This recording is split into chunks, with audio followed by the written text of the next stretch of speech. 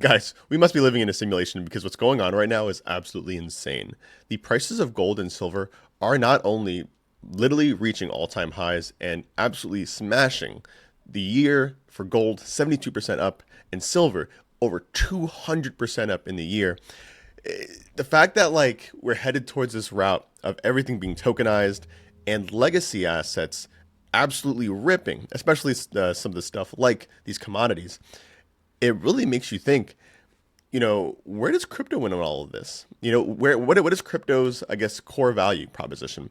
And I think for a long time, people figured, hey, it could be Bitcoin, it could be Ethereum as these kind of assets to hedge against, times of uncertainty, which in this case, gold and silver are literally, that's what they're being used for right now. More than that, it's the rails that will power the buying, the selling, the transfer of all assets with value across the world.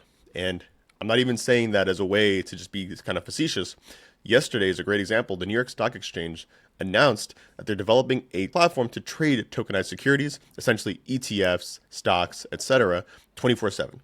And this is literally like at NYSE is literally one of the biggest stock exchanges in the world. So it really makes you think, is this the route that we're going? Is the way crypto becomes adopted the rails or the back end for everything on earth that has value? And if you ask me, that's kind of the way we've been going for a long, long time. Now, from a crypto community standpoint, from the people trading tokens, and maybe for someone like you who may be actually interested in more of the token trading side and everything like that, it obviously, it definitely stands at odds with maybe the stuff that you may believe in, because ideally you're looking at the assets themselves, the crypto assets, and you're saying, okay, that's what will get more adoption. But in all reality, similar to the internet, don't get me wrong, there's a lot of companies, internet companies that are now huge, like Amazon, Google, of course, and all these other ones. But in all reality, the real value that the internet provided to the world was the technology itself, not the trading value of the companies that built on top of it, if that makes sense. So all that to say, very bullish on crypto adoption, on blockchain adoption in particular. Where that leaves crypto as assets.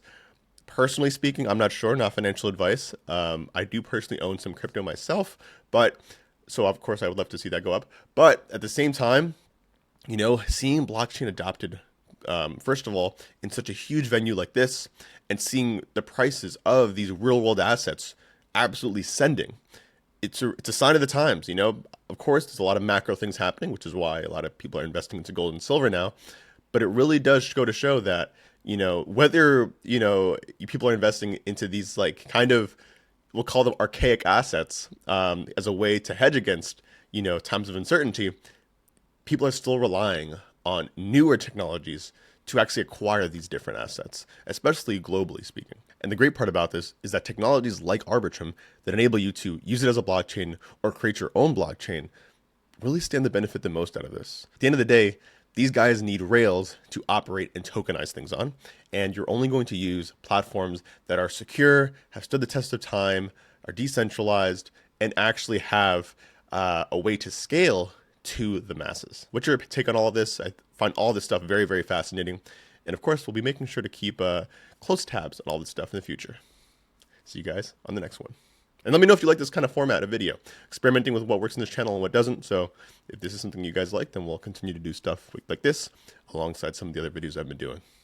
See you guys in the next one.